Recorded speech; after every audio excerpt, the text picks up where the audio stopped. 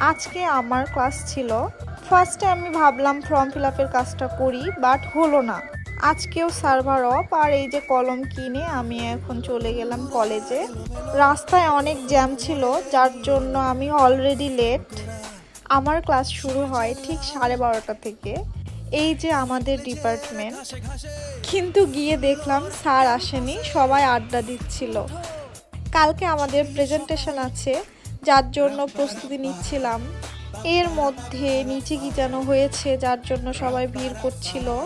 যাই হোক, আবার ক্লাসরুমে আমরা ফিরে আসলাম। কিছুক্ষণ পর আমাদের ক্লাস শুরু হয়ে গেল। আজকের ক্লাসটা স্পেশালি ছিল কালকের প্রেজেন্টেশনের জন্য।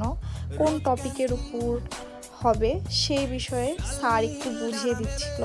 তো ক্লাস শেষে আমি তাড়াতাড়ি করে চলে গেলাম, কারণ আমার হাজবেন্ড বেচারা, ও আমাকে ক্লাসে ঢুকিয়ে দিয়ে আমার জন্য ওয়েট করছিল কখন শেষ হবে। ওর তাড়া ছিল, তাড়াতাড়ি করে আমরা বাড়িতে চলে গেলাম।